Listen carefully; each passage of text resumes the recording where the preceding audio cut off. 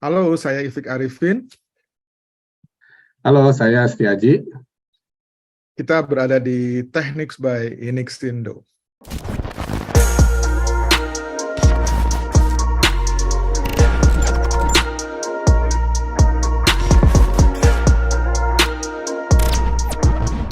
Halo Pak Setiaji, apa kabar?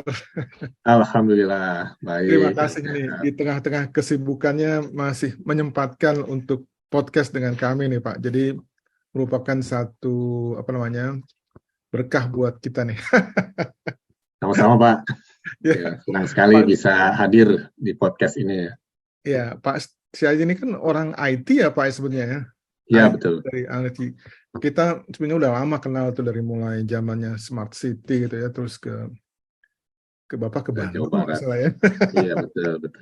Berjalan-jalan dulu ke sana sebelum akhirnya menjadi Chief Digital Transformation Office ya Pak ya di Ya, Jakarta, dan disingkat DTO, dan Bapak merupakan juga staf ahli menteri barangkali ya dalam hal ini ya, ya. ya. Itu ceritanya gimana Pak sampai ada DTO dibentuk tahun 2021 kalau nggak salah ya Pak ya? Ya, betul. Kan di situ saya sih awam ya Pak, artinya saya melihat sudah ada Pusdatin, kemudian ada fungsi yang terkait dengan teknologi informasi. Itu kira-kira alasannya apa? Apakah Ya, hanya sebagai katalisator atau akselerator itu ya Pak? ya, Gimana Pak kira-kira Pak? Silakan ya, Pak. ya, ya. Ya, terima kasih Pak Ifik ya. Ya, saya kembali lagi dulu nih flashback. Ya, lorong waktu balik ke belakang ke 2021, waktu itu di awal tahun ya 2021, setelah Pak Menteri diamanatkan untuk sebagai Menteri Kesehatan. Beliau kan diberikan tugas pertama beresin COVID ya, baik dari sisi angka COVID supaya turun, kemudian vaksin. Ya. Nah, kemudian setelah itu beliau hal yang pertama dilakukan adalah kan banyak isu terkait dengan data, bahwa untuk beresin COVID ya kita perlu tahu kondisi real case-nya itu berapa sih, gitu ya, sehingga kan kita bisa tahu harus melakukan karantin, terus kemudian berapa yang di treatment dan lain sebagainya. Nah, berangkat dari situ Pak Menteri coba melihat ya kondisi di internal. Oh ya, ada Pusdatin, tapi sepertinya belum memenuhi ekspektasi yang diharapkan. Nah, kemudian beliau coba eksplor ke daerah lain gitu ya, dan kemudian beliau mendapat info kalau wah Jawa Barat tuh bagus pengelolaan data dan kemudian penanganan COVID ya, karena di sana ada Picobar. Ya, Picobar itu ya mirip-mirip seperti Peduli Lindungi. Di situ ada data COVID, terus kemudian bansos, termasuk informasi COVID dan lain sebagainya. Nah, berangkat dari situ beliau coba eksplor dan kemudian ketemulah saya di situ ya untuk paparan, dan kemudian istilahnya di interview lah mengenai kok bisa Jawa Barat seperti itu gitu ya. Ya udah kita ceritakan, dan akhirnya bahwa kita punya tim Jabar Digital Services yang notabene sebenarnya mirip DTO di level daerah, yang membantu untuk mengakselerasi program-program transformasi teknologi di Jawa Barat. Nah, berangkat dari situ ya akhirnya minta saya untuk bergabung. Nah, dan kemudian Pak ini juga ada, alhamdulillah juga, karena Pak RK juga dengan berbesar hati untuk melepas saya gabung ya di Ada yang dikorbankan. nasional, betul, demi nasional kan beliau, demi Bukan provinsi ya nasional. Pak. Dan ini demi nasional, supaya juga beres penanganan COVID-nya. Udah akhirnya gabung, dan kemudian setelah itu kan saya diminta nyusun timnya, ya timnya seperti apa gitu ya. Nah, saya diberi kebebasan sih pada waktu itu untuk menyusun tim. Waktu itu belum kebayang ada DTO gitu ya. Tapi yang saya kebayang ya bahwa kita butuh tim digital yang kenapa nggak ngambil Pusdatin pada waktu itu. Ya karena kalau ini kan butuh cepat ya, berpacu dengan waktu. Nah, menurut beliau ini setiap hari ada sekian ratus orang yang meninggal, dan kemudian kita harus berpacu waktu.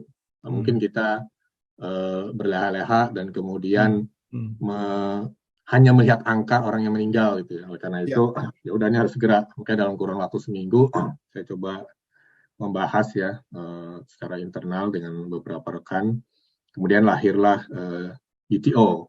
Kemudian saya presentasilah ke Pak Menteri terkait dengan DTO, karena beda level ya. Kalau di daerah itu kan under Dinas Kominfo berbentuk UPT, dan kemudian ada unit digitalnya.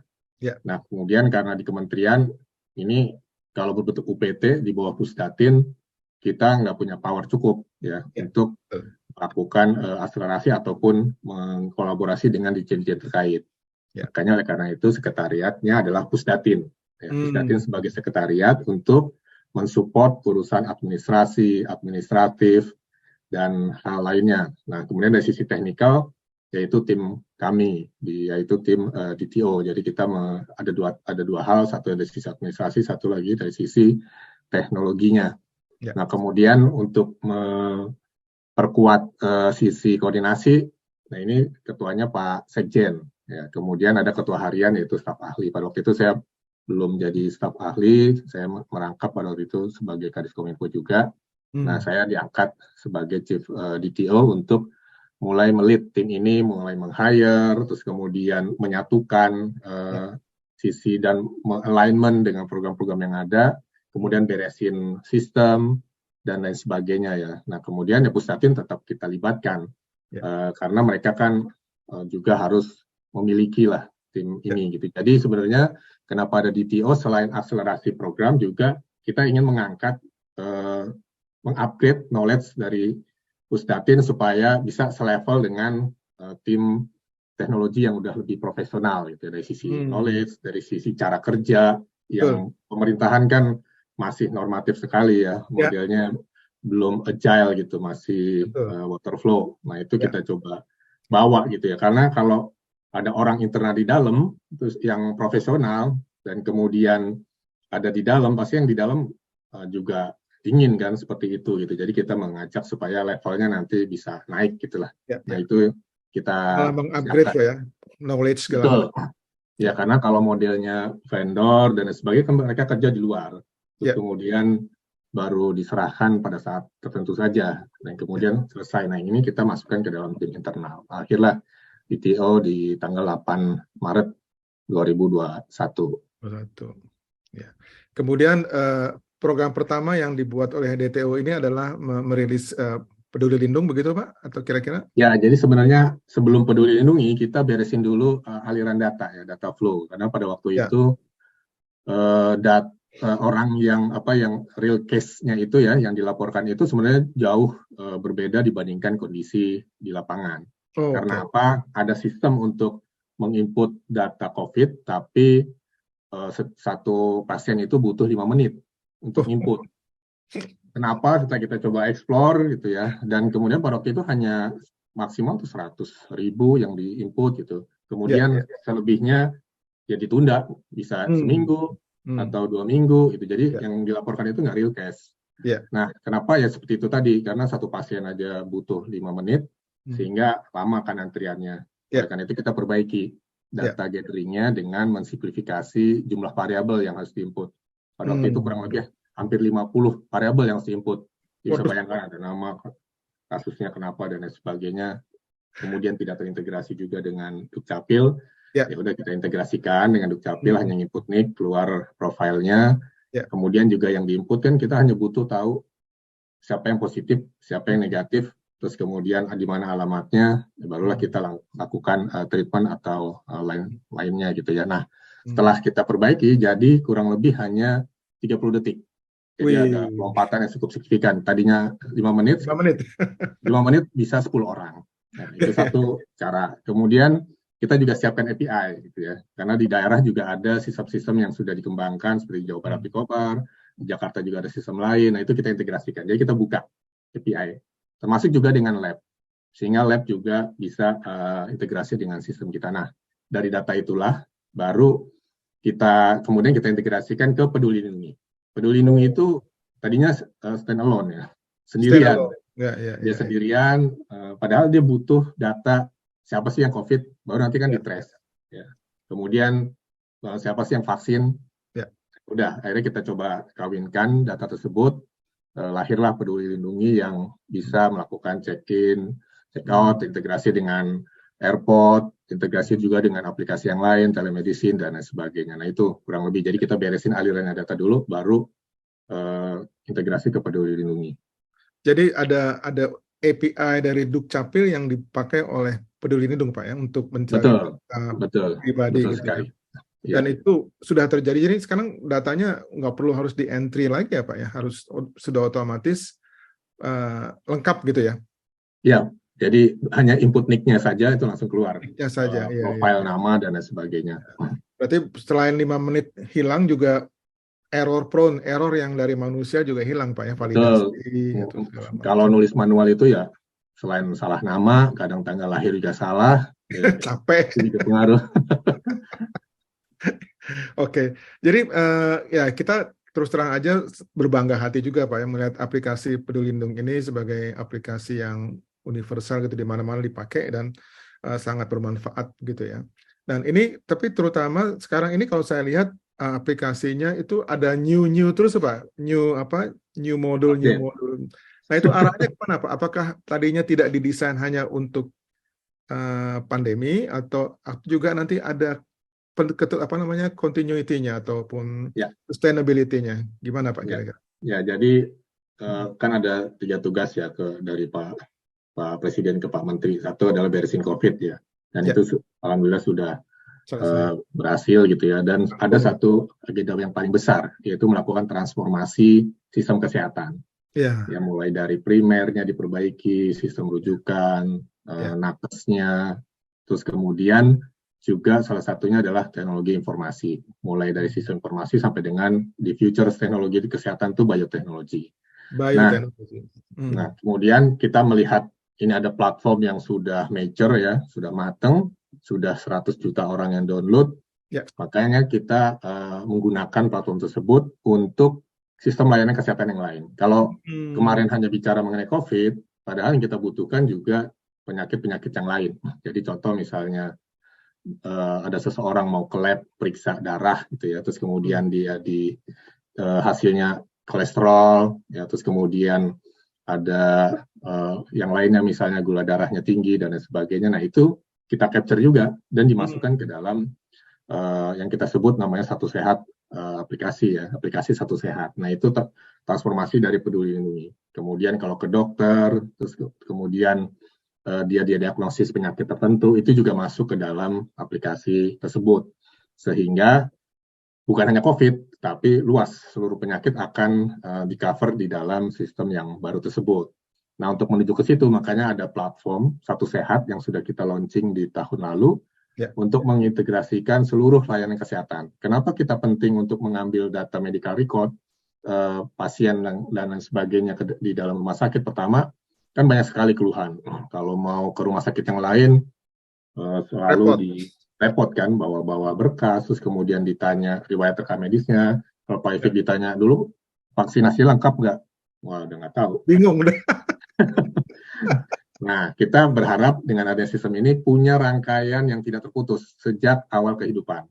Jadi kita harap nanti generasi berikutnya. Dari mulai bayi, Pak, ya? Ya, dari mulai bayi di monitor, kemudian datanya dicatat. Oh, dulu pernah diperiksa di rumah sakit ini, terus kemudian status bayinya normal, kemudian pada waktu lahiran divaksinasi lengkap, kemudian dulu pernah dicek di laboratorium ada kelainan apa dan sebagainya, itu sampai dengan yang bersangkutan dewasa dan meninggal. Nah, itu dicatat rangkaiannya. Nah, dengan adanya data itu banyak hal yang bisa kita lakukan, mulai dari tadi kan efisiensi dari sistem layanan tadi ya, karena banyak sekali kemarin ada permasalahan tuh. Kemarin saya menemukan di salah satu di Surabaya, wali kota marah-marah karena ada warga masyarakat nunggu ya berjam-jam untuk hanya mencari rekam medis yang berbasis kertas. Belum mendapatkan layanannya ya, itu mencari kertas aja mungkin karena keselip gitu ya. Nah, dengan sistem kan hanya tinggal tulis nick-nya, langsung keluar rekam medisnya dari berbagai rumah sakit yang ada gitu ya. Belum lagi nanti pertanyaan-pertanyaan, punya alergi obat nggak? Alergi nggak? Ada riwayat jantung nggak? Kemarin minum obat apa gitu? Sekarang lagi minum obat apa gitu? Nah itu lumayan kan, 1 menit 2 menit ditanya, bisa efisien sekali. Belum lagi nanti sistem operasi dan lain sebagainya. Nah, jadi kurang lebih ada mimpi besar untuk mengintegrasikan data-data kesehatan ya, personal medical record ke dalam aplikasi Next Peduli Lindungi, yaitu Satu Sehat. Tapi itu rekam medis itu kan yang kita sebut sebagai rekam medis elektronik barangkali ya Pak ya. Betul, Jadi betul. bisa diakses oleh di mana saja, kapan saja gitu. Tapi kan ada ownership dari rekam medis nih. Mungkin Bapak udah sering ditanya hal itu ya. Pasti sekali. Ya. Ownership-nya siapa ini rekam medis itu? Ya, jadi kan yang berkembang di masyarakat itu ya rekam medis punya rumah sakit. Betul. Selalu begitu kan. Sementara Dan kalau dokter kita juga minta pendapatnya demikian Pak. Ya, padahal secara regulasi kita sudah kuatkan juga di tahun lalu sudah kita keluarkan PMK 24 2022 mengenai rekam medis elektronik. Jadi data rekam medis itu milik si pasien. Nah, pasien berhak, dia sebagai pengendalinya, mau saya kasih ke dokter mana, mau saya kirim kemana, itu adalah haknya si pasien. Dan kemudian di dalam peraturan tersebut, selain mengatur hak pasien terhadap data tersebut, juga kita atur rumah sakit harus berbasis digital. Ya, kemudian semua layanan kesehatan tadi harus terintegrasi dengan Satu Sehatnya Kemenkes. Dan itu kapan? Sampai akhir 2023. Jadi semua rumah sakit, makanya kami lagi berkejaran dengan waktu untuk mengintegrasikan seluruh layanan kesehatan. Kedengarannya aja udah kompleks sekali Pak, karena kan banyak masalah-masalah yang akan terjadi ya, mungkin platformnya berbeda, terus kemudian format datanya juga nggak tahu seperti apa gitu. Itu gimana Pak cara membenahinya? Mulai dari mana Bapak? Sebenarnya ada rumus ya, yang kita sering bicara mengenai satu data. Ya, dan itu ada perpresnya dari 2019. Di situ disebutkan kalau kita mau membentuk satu data ya harus sama referensi datanya.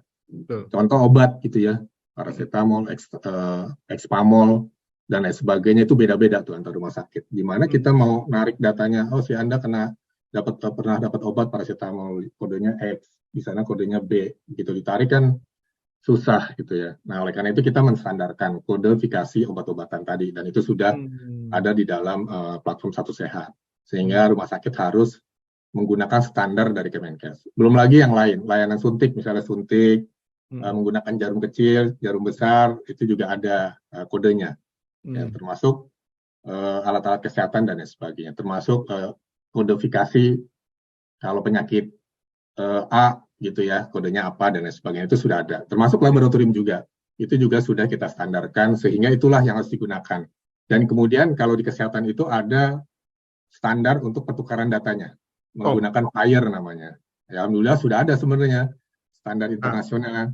Oh itu yang FAST apa tuh Pak? FHIR betul, Fast Health Interoperability Resource. Ya, itu seperti ini ya Pak, Electronic Data Exchange ya, interchange. Ya, makanya platform Satu Sehat itu adalah data HIE lah, Health Information Exchange, dan di dalamnya ada standar pertukaran datanya, termasuk standar untuk terminologinya. Termasuk sebenarnya kita juga sudah mengeluarkan KMK mengenai variabel di dalam sistem rekam medis tersebut ya. Contoh misalnya jenis kelamin, ada yang laki perempuan, pria pria, begitu pennya ditarik nih, perempuan apa pria gitu ya. Ada yang 1 sama 2 Pak.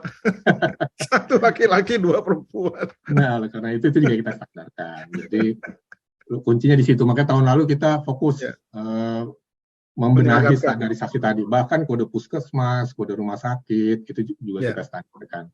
Sehingga para vendor mengembangkan sistem sudah ada referensinya. Ya. Dan kemudian kita tinggal integrasikan. Standarisasi format data HR itu kok saya lupa namanya. FHIR. Itu internasional standar ya Pak. Betul sekali. Yang artinya kita juga bisa berkomunikasi dengan luar negeri dengan mana saja gitu ya. Sesuai itu. Bisa.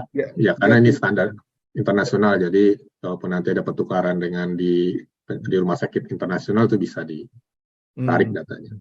Oke, berarti di situ kita sudah masuk ke pertukaran data. Kita nggak peduli lagi platform apa yang digunakan oleh yang di sana gitu ya. Betul. Jadi para vendor sistem rumah sakit, laboratorium, apapun ya, sistemnya sepanjang bisa dikonversi ke Fire aman gitu. Dan itu nggak terlalu sulit sih.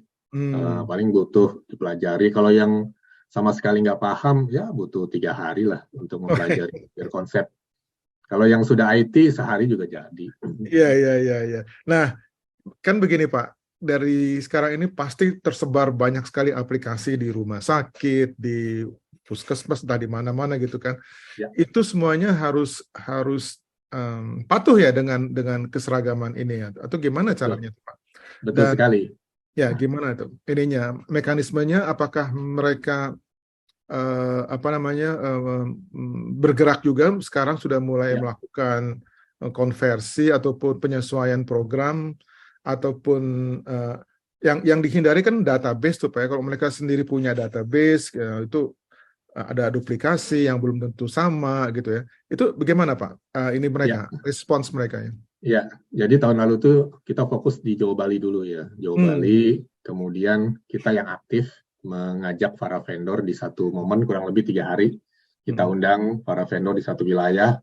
Jadi kita sudah roadshow Jawa Bali dari Jakarta sampai dengan Bali, masing-masing satu kali roadshow itu ya bisa 3 hari ya. Nah, kemudian kita lakukan semacam hackathon lah. Hackathon untuk para vendor tadi ya, vendor ataupun tenaga IT di rumah sakit yang memang kalau memangnya dia mengembangkan sendiri, untuk kita kenalkan konsep Fire, kemudian kita kenalkan standar dan terminologi, dan kemudian baru mereka tes ke development sistem kita untuk platform Satu Sehat. Nah, kemudian kita pandu secara langsung one to one tadi gitu ya, sehingga mereka bisa integrasi dengan sistem Satu Sehat. Nah, ini yang tersebut sistem aktif gitu. Artinya kita yang aktif untuk mengajak para vendor tersebut, dan hasilnya kurang lebih 11.000. Layanan kesehatan di Jawa Bali itu sudah siap terintegrasi. Itu dalam kurun waktu 3 bulan, Mbak. Wow. Ya, 11.000. Dan kemudian tahun ini kita mulai merambah di luar Jawa Bali. Ya. Kemarin sudah minggu lalu sudah ke Makassar untuk mengcover Sulawesi. Nanti kita pindah lagi ke Sumatera, Kalimantan, sampai dengan Papua, dan sebagainya. Nah, itu yang kita lakukan dengan aktif mengundang mereka. Nah, kemudian bagaimana dengan yang kemarin miss gitu ya, nggak sempat kita undang gitu. Ya. Itu kita sudah siapkan satu website khusus, ya Satu Sehat namanya, untuk para developer nanti bisa melakukan integrasi secara mandiri. Di situ sudah ada logbook, panduan integrasi, kemudian upload data dan sebagainya, termasuk nanti testing, kita share API-nya beserta tokennya dan sebagainya. Nah, itu sedang kita siapkan, mudah-mudahan nanti di awal Maret sudah kita launching sehingga membantu kami untuk mempercepat. Banyak sih sudah menanyakan ya ke kami untuk mulai melakukan testing. Oke, itu dijamin Pak ininya apa kepatuhannya tuh. Jadi takutnya ada vendor-vendor yang nanti ya ngerti nggak ngerti gitu ya bikin juga gitu. Iya. Ya, jadi kita sebut ini kan sandbox Pak ya. Sandbox ya. Jadi ada sandbox yang nanti kita tes dari sisi. Nah, itu Pak yang saya tanya ingin program testingnya itu apakah sudah disiapkan juga dari. Sudah. Jadi sudah kita tes. Pertama juga kan sistem tersebut harus punya PSE ya. Penyelenggara secara elektronik. Dan kemudian juga kita tes dari sisi sharing datanya. Kemudian juga kita tes dari sisi di sana environment-nya aman atau tidak gitu ya. Jangan sampai nanti dia jadi celah buat masuk ke sistem kita. Ya, jadi sudah ada beberapa tes.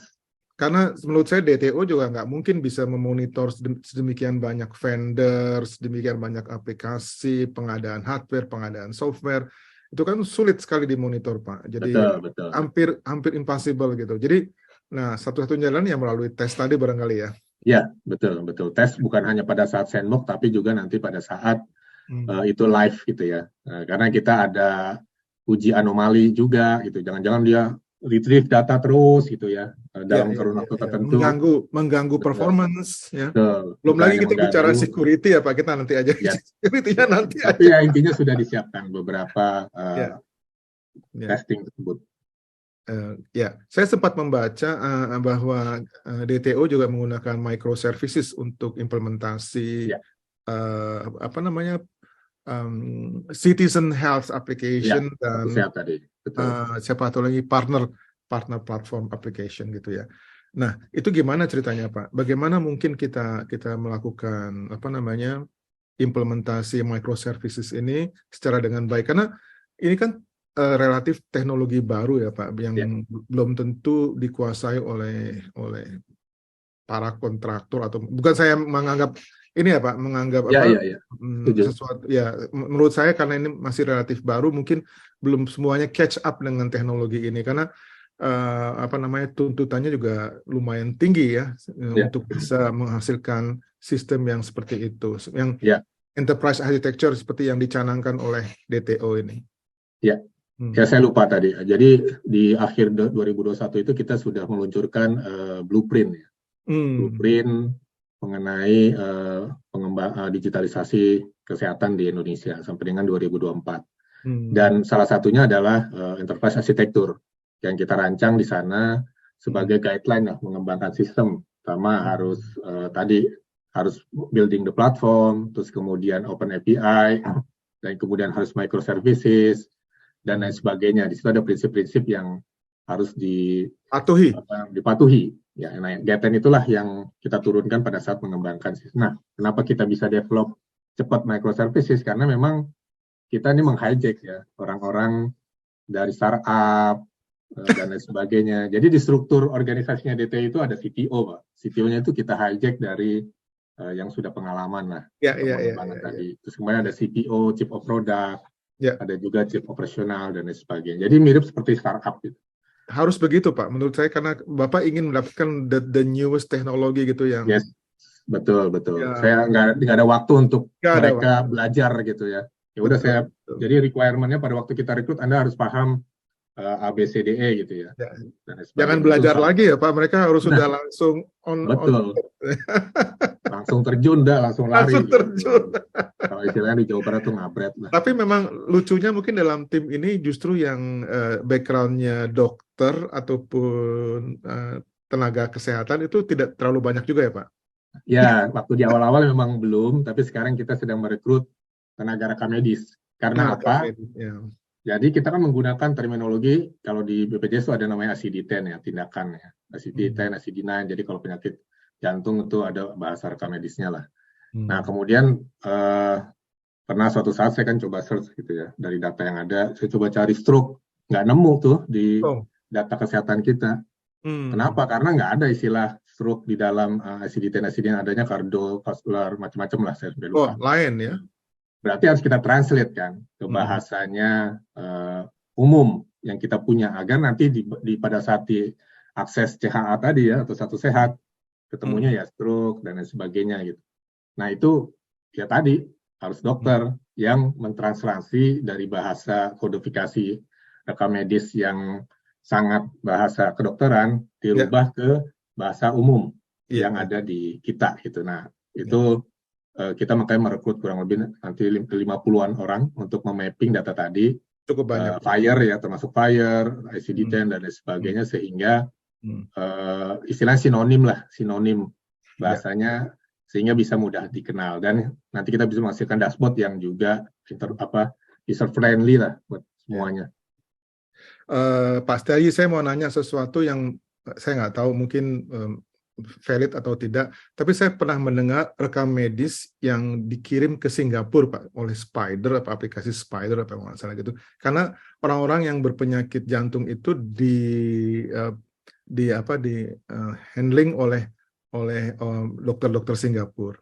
Itu secara regulasi gimana Pak? Apakah memang boleh demikian atau gimana? Ya, di dalam aturan ya, baik PDP termasuk juga PMK 24, bahwa data kesehatan itu ya yang milik orang Indonesia ya, sistem yang beroperasi di sini itu harusnya data centernya juga ada di Indonesia. Di situ sudah diatur di dalam PMK maupun juga undang-undang PDP kan, bahwa data harus ada di data centernya Indonesia. Nggak harus data centernya milik kita gitu ya, tapi bisa milik. Seperti juga perbankan ya Pak ya. Betul, itu harus di sana gitu. Nah, terlepas dari tadi itu ditransfer ke sana ya, mungkin bagian dari oknum atau apa gitu ya.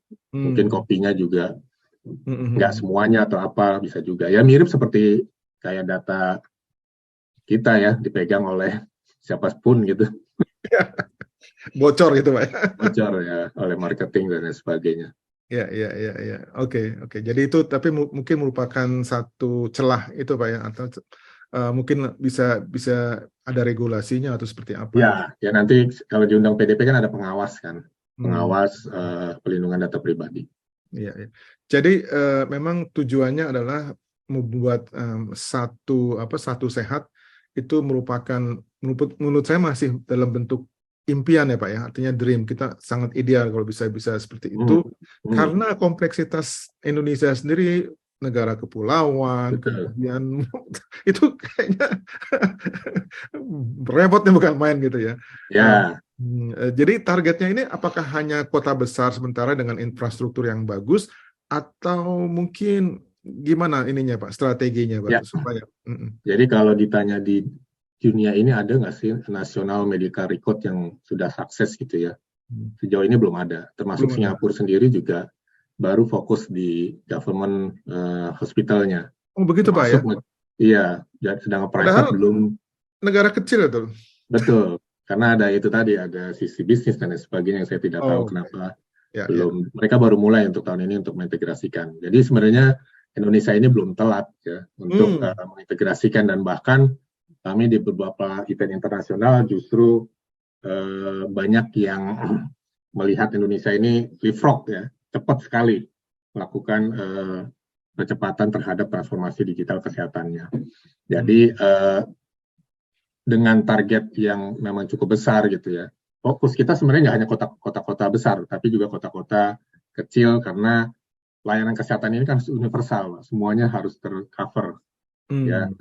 Walaupun pasti ada isu internet, kemudian Ya. infrastruktur dan lain sebagainya. Nah, Tidak boleh diskriminatif ya Pak. betul, kita bisa menggunakan beberapa teknologi lah, mulai dari offline first gitu ya, ataupun mereka bisa offline dulu, tetapi nanti disinkronisnya nggak usah real time, bisa seperti itu. Atau mungkin hanya di puskesmasnya saja kita kasih akses internet, tapi nanti di tempat yang lain belum. Nah itu banyak sih cara yang bisa kita lakukan. Dulu saya waktu di Jawa Barat juga fokus membangun desa digital ya, di mana pertama yang kita bangun adalah infrastruktur. Makanya kami bersama Diskominfo wilayah, terus Kominfo kementerian, bagaimana ini bisa memprovide internet akses di titik-titik layanan kesehatan gitu lah. Jadi itu tetap kita approach Pak, pendekatan tersebut. Ya. Nah, mumpung tadi bicara soal jarak jauh itu Pak ya, kan kita juga mengenal telemedicine ya Pak. Ya, betul sekali. Telemedicine ini saya lihat juga sudah masuk dalam, pastilah Pak, masuk dalam program DTO ini ya. Sekarang implementasi telemedicine itu apakah dari kalau misalnya kayak ada aplikasi HelloDoc atau apa, itu menurut saya telemedicine, tapi kita nggak kenal sama dokternya kan. Kita kan punya dokter pribadi gitu Pak, yang memang udah terbiasa karena sering ke sana gitu ya. Nah, apakah hal ini juga bisa dilakukan secara itu Pak, dengan dokter-dokter kita kenal? Jadi Satu Sehat juga mengcover telemedicine. Ya, jadi walaupun dilakukan di layanan yang tadi disebut ya, itu juga nanti dokternya bisa mengakses rekam medis pasiennya sehingga bisa dibaca riwayat seizin dari pasiennya. Nah, jadi di dalam Satu Sehat itu ya mengakses bukan hanya yang ke offline, tetapi juga online serta wearable device. Jadi juga bisa mengakses, kan ada smart band ya, yang bisa melihat heart rate, kemudian juga blood pressure, bahkan sampai saturasi oksigen. Nah, kenapa kita juga connect ke sana? Karena ke depan kita ingin mendorong masyarakat Indonesia lebih ke promotive prevention dengan jalan kaki 5.000 langkah. Nanti kami kasih poin, kemudian bisa ditukar dengan obat-obatan atau diskon untuk MCU dan lain sebagainya. Nah, keren. Itu nanti ada di dalam Satu Sehat aplikasinya. Termasuk juga dulu kan ibu-ibu suka nyatet ya perkembangan ibu dan anak KIA ya. Itu juga ada di dalam Satu Sehat juga, buku KIA lah, mobile. Jadi digital KIA juga ada di sana. Nah, berangkat ke tadi gitu ya, telemedicine ini memang belum diatur regulasinya, baru diatur itu pada saat COVID ya. Sekarang memang masih tercover dengan regulasi yang ada. Nah, kemudian next-nya gimana? Karena banyak sekali kan orang-orang yang meragukan, ini saya bicara dengan dokter atau robot, jangan-jangan yang jawab gitu ya. Kemudian data saya aman nggak? Gitu ya. Itu dia, Pak. Nah, oleh karena itu, telemedicine kita masukkan ke dalam sandbox regulatory. Mirip seperti di fintech. Kita belajar dengan OJK bagaimana mereka meregulasi para fintech ya, sehingga mereka bisa tetap growth, kemudian regulasinya juga tetap bisa menaungi, dan mereka juga, masyarakat Indonesia juga tetap aman bertransaksi melalui aplikasi fintech. Nah, ini juga sama. Jadi kita masukkan para aplikasi telemedicine tadi untuk kita review secara sistem, secara dokter, ada nggak SIP-nya, kemudian benar nggak model konsultasinya, jangan-jangan mau pakai WhatsApp gitu ya, yang nggak tercatat. Intinya harus ada rekam medis yang bisa kita masukkan di sana, termasuk keamanan datanya dan sebagainya. Nah, setelah itu baru kita kasih lisensi. Jadi mereka kasih lisensi setelah lolos dari review kita, dan kemudian kita awasi sama seperti OJK juga. Nah, dengan demikian kan masyarakat Indonesia jadi lihat, oh ini sudah diawasi dan kemudian sudah dijamin ya oleh Kementerian Kesehatan dengan lisensinya tersebut, sehingga orang bisa yakin gitu ya melakukan pengobatan secara online tadi. Nah, kemudian kita juga akan siapkan regulasinya berdasarkan temuan-temuan pada saat review tadi. Ya. Mungkin kita berharap juga generasi-generasi yang baru itu lebih ini Pak ya, lebih minded gitu ya dengan rekam medis elektronik ini, karena kalau yang saya lihat budaya orang Indonesia itu masih kalau ke dokter itu malah dia nggak mau nanya gitu, dia sakit apa, yang penting dia dapat obat, disuntik, beres gitu ya. Ya betul, memang yang paling kita harus jujur sih menyampaikan ke dokter kan, dokter kan melihatnya dari sana, kecuali ada teknologi lain ya, nanti dengan bioteknologi itu bisa kelihatan gen kita ini ada abnormal atau normal atau tidak gitu, itu bisa dilihat. Walaupun ada juga pasti aja dokter yang bukan tidak jujur, tapi dia mungkin malas memberitahu penyakit dari pasiennya gitu ya. Ya udah minum obat sembuh katanya gitu kan. Betul loh, atau Pak. Mungkin karena sugesti nyembuhnya bisa juga. Oh gitu. Jadi memang edukasi ini menurut saya sih memang harus disosialisasikan dengan baik gitu. Ya, digital literasi ini penting. Nah itu Pak, di literasi ini ternyata kita nggak boleh cuman semboyan-semboyan aja ya, kita mulai dari SD, SMP, SMA barangkali. Betul sekali, betul sekali. Jadi terkait ke situ. Oke, Pak Setiaji, banyak juga yang kita bicarakan hari ini. Menarik ya. Terima kasih banyak. Ada ini nggak? Ada satu apa namanya? Apa nih yang saya sebetulnya, atau kita latar belakang kita tuh lebih banyak ke teknologi pendidikan, kemudian apa namanya, untuk ya tadi untuk memberikan satu bahwa ini loh ada teknologi kesehatan yang ternyata juga kompleks gitu ya. Bahkan di situ kita ketemu dengan microservices, open API, kemudian ada standar terus nanti ada platform as a service itu ya, IHS-nya kan, Indonesian Health Services sebagai platform. Apa artinya itu kayak gitu-gitu. Nah ini mungkin salah satu target kita yaitu memberikan apa namanya informasi seperti itu ataupun pelatihan ke arah sana gitu. Mungkin ada sesuatu yang ingin disampaikan Pak Setiaji? Ya, jadi the biggest ya teknologi berikutnya setelah fintech itu adalah health tech. Kalau di fintech sudah ada unicorn, nah saya yakin kita juga akan menghasilkan unicorn baru di health tech. Nah, caranya gimana itu tadi? Kita harus mengaccelerate para health tech tadi, industries agar comply dan kemudian memenuhi kaedah-kaedah klinis dan regulasi yang ada, sehingga mereka bisa growth lebih besar. Dan kemudian teknologi kesehatan ini sangat berkembang ya, dan bahkan lebih cepat di beberapa negara karena sudah menguasai teknologi tadi. Contoh misalnya bioteknologi in the future, supaya kita bisa memberikan obat-obatan yang precise. Ya. Kalau si A obatnya si ini, kalau si B obatnya, kalau sekarang kan bikin obat itu generik ya, untuk semua.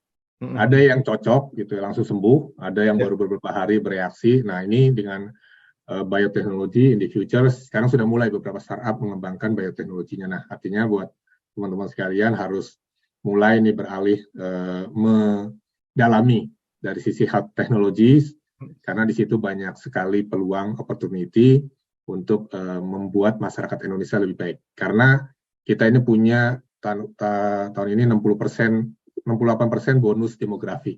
Ya usia produktif tuh sekarang lagi masa-masanya. Tetapi nanti 20 tahun mendatang akan aging kan, menua, dan kemudian akan menimbul masalah kalau tidak kita siapkan sistem kesehatan yang baik, gitu ya, sehingga mereka harusnya menua dengan kondisi sehat dan tidak ada macam-macam diabetes, kelainan ginjal, stroke dan lain sebagainya. Nah jadi marilah kita sama-sama untuk membangun sistem kesehatan ya dengan baik. Belum lagi nanti ada teknologi blockchain dan lain sebagainya.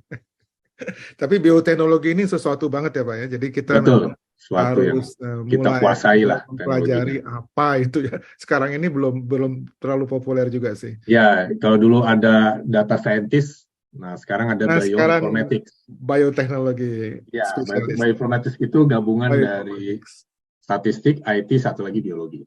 Oke. Dan ini Pak, saya sedikit menyampaikan kemarin itu kita ada lomba APIKTA, Asia Pacific ICT Award. Ternyata teman-teman kita dari Telkom University, mahasiswa itu membuat peralatan medis seperti stetoskop dan memonitor detak jantung secara elektronis sehingga bisa dimonitor dan bisa divisualisasikan. Itu kan bagus Pak. Itu mahasiswa yang baru gitu ya, mereka sudah diberikan satu pengetahuan ya, terobosan ya bahwa ini bermanfaat loh, dan menurut saya bermanfaatnya itu juga bisa membantu kita menyelamatkan nyawa orang gitu ya. Betul sekali ya, ini masalahnya nyawa orang ya, kehidupan dan sebagainya, langsung efek langsung ke masyarakat. Dan itu sudah dilakukan oleh mahasiswa Telkom University di Bandung gitu Pak. Jadi saya melihatnya di Pakistan waktu itu ada lombanya, ada Pak Satria di situ sebagai pembimbing mereka. Jadi saya appreciate sekali. Mungkin DTU bisa juga mensponsori sekolah-sekolah seperti ini Pak untuk memberikan hasil yang IoT oriented atau apa gitu ya Pak ya. Betul. Jadi salah satu program strategi kita adalah ekosistem. Kita juga pengen mengembangkan ekosistem ini agar nanti juga bisa growth dari teman-teman sekalian, karena ide-ide fresh begitu lumayan cukup banyak sih dari anak-anak muda, tapi mungkin tidak tersalurkan dengan baik. Karena itu kita juga akan siapkan problem statement ya, isu-isu apa yang kurang lebih nanti bisa dijawab oleh teman-teman sekalian. Baik Pak Astiaji, sebagai salam terakhir kita lakukan salam kompeten bersama-sama sebelum kita pisah ya. Salam kompeten. Terima kasih Pak. Sama-sama, terima kasih. Salam sehat.